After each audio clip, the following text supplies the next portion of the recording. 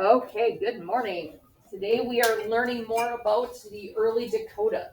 Last week we went over the key terms that we'll be coming across in this chapter. Today we are we're starting our chapter on page 31. Early Dakota. No other group of people currently living in Minnesota has been here longer than the Dakota.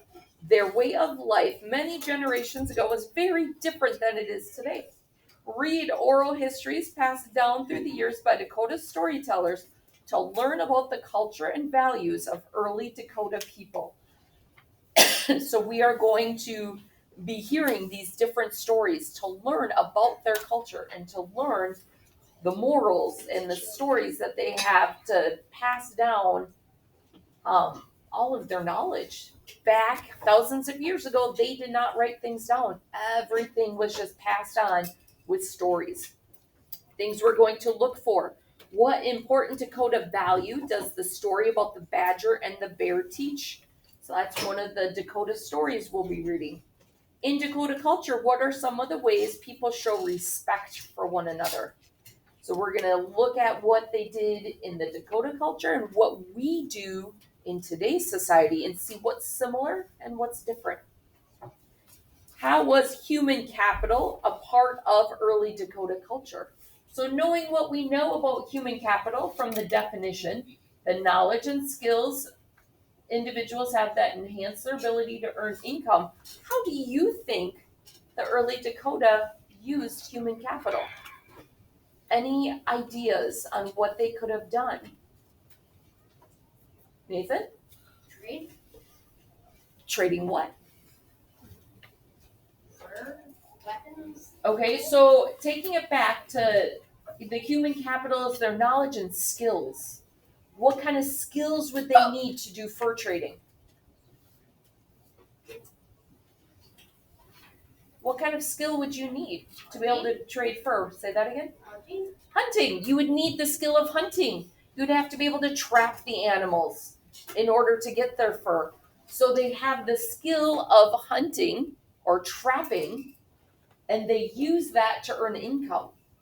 So they use their knowledge to be able to get the animal hides, to be able to exchange them, sell them, to get income, to get something in return. Explain how people can think about history in two different ways, circular and linear. So when we look at history, a lot of times we look at a timeline. This happened at this time, next this happened, then that happened, and we look at it very linearly, in order. We're going to learn about how to look at history in a circular way. And where do Dakota people live today? So the Dakota people were the first people here in Minnesota. They were the only people here, and now there's so many other people here. So how has where they lived changed over time? So let's look on page 32.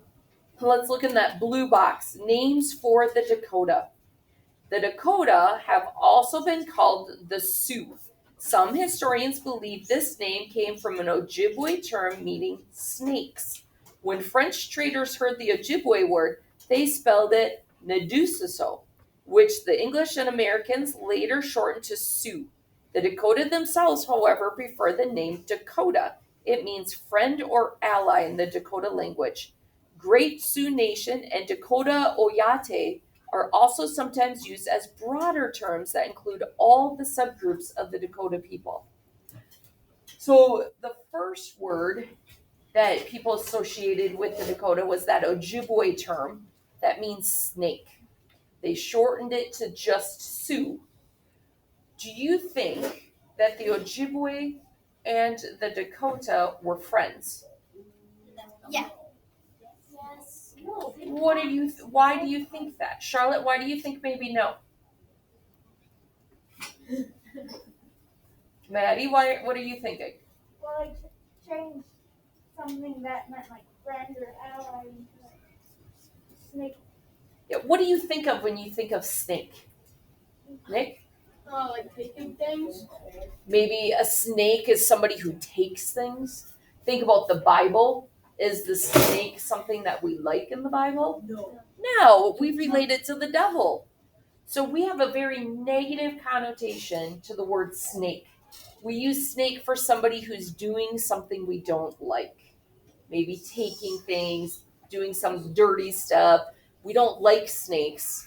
Snakes can be wonderful, might have a positive meaning for the Ojibwe, but in our language, snake is not a positive thing. So our perspective is a negative thing. So from our perspective, we would think that the Ojibwe and the Sioux are not friends, because why would you call somebody a snake if you want to be their friend? So the Dakota like to use the term Dakota better because it means friend or ally. So throughout this book, we're going to use the term Dakota because that's what they call themselves. And we just want to respect what they prefer to be called. We see Sioux all the time. You can see it out in the world, and it's a common term that people use, but we're going to use the term Dakota. Of all the people who live in modern day Minnesota, the Dakota have lived here the longest. In fact, the name Minnesota comes from a Dakota word, Minnesota Makoche. Dakota history in this place goes back hundreds, some believe thousands of years, to the time when woolly mammoths and giant bison roamed the land. How can we understand what life was like for people who lived so long ago? We can start by listening to their stories.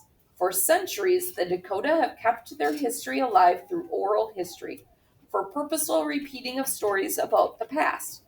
Elders use oral history to connect the Dakota people to each other and to their past. In the 1850s, an artist from St. Paul sketched the Dakota summer village. Dakota summer homes were wooden frames covered with bark, often called bark lodges. They lived in teepees during other times of the year. Why do you think they lived in bark lodges in the summer, but teepees in the fall, winter, and spring? Why do you think, William? In the summer, maybe the bark houses could let go of the wind. Oh, maybe the bark lets that heat out a lot easier. And so they want to keep the heat in the house in the wintertime to stay warm, and it is able to release it in the summer. What do you think, Maddie? Maybe they weren't, they were maybe growing, like maybe they were growing crops in the summer, so they had to stay in a station like that. Oh, so Maddie's saying maybe they had to be in a stationary spot. Is it easy to move a big wood frame with bark on it to other places? No, it's not very easy to move. But in the fall, winter, and spring, the teepees they can take down and move a lot easier. Maybe. I read a book called The Birch Bark House. We used to read that in my old classroom. And it talked about how the summer house they would cover with that birch bark. And they had it at a certain place where they were able to grow the food for the summertime. So they knew that they would be in the same place every summer. They would go to the summer house. But then in the fall, winter, and spring, they would go to other places where they needed to go to find food. So they were more mobile. So it was along the lines of what Maddie was saying.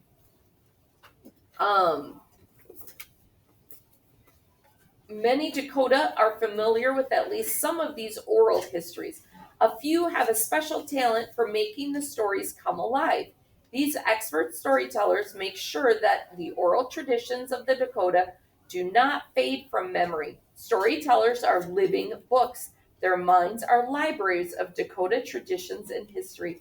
In this chapter, we will imagine that we've gone back in time about 500 years to visit a Dakota elder in her home near the shore of a frozen Minnesota lake. As we do this, we should respect the ways of our host. Everyone remains silent until the storyteller has finished her tale. So as we read the stories coming up this week, we're going to be reading these stories. We need to be respectful and mindful. Just like the people back 500 years ago would sit around and listen to the stories and really take it all in. That's how we're going to act. We're going to really listen to the story and see what we can learn from it. Oral history is recorded. Although the Dakota traditionally have used the spoken word to keep their oral history alive, some have written down their oral traditions.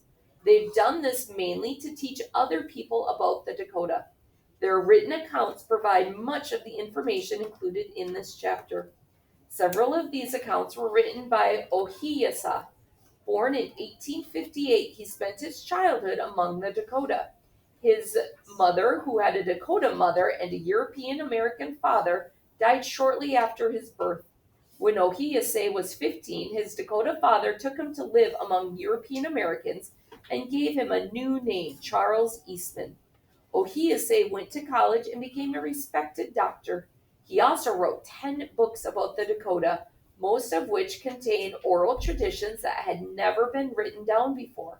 The stories, The Badger and the Bear and The Ghost Wife, come from the book Wigwam Evenings, which he wrote with his wife Elaine Goodall Eastman. Ohiyesa means the victor in Dakota. He was later known as Charles Eastman and is shown here in 1920.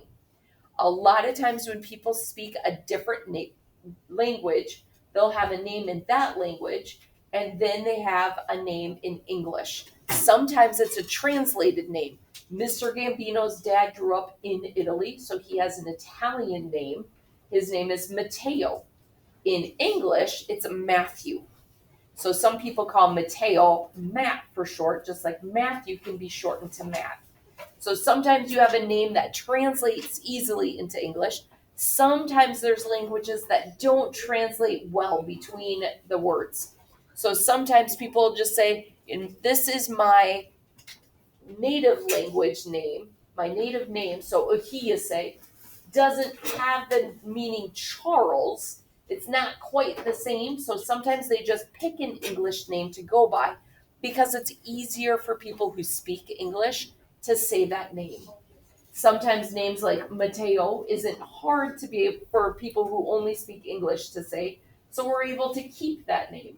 But sometimes Ohiyesa, so it's not an easy name for some people, so they choose to go by an English name just to make it easier. Yes, Cole? Talking about names, my dad has been called, my dad's name is Chuck, but my parents called him like Charles, Chucky, Yep, so sometimes we have those nicknames, like Charles and Chuck can be a nickname for it, William and Will. Okay, so sometimes we just have those nicknames, but what we're talking about here is when it's a whole different name in a different language, and we either have the translated name, or sometimes I have some friends who have Asian names, and they have an English name that goes along with it. My cousin is married to somebody who's Chinese, and his Chinese name is Zhao Tang, but he has the English name of Skylar because he chose a name that was easier for people to say, because Zhao Tang isn't always easy, especially when you see it written out. You might not know how to pronounce it, but Skylar, when it's written out, you can pronounce it. So sometimes those people will choose names that are easier for the people that they are around. I'm going to stop our recording for today. So we're going to have a good day.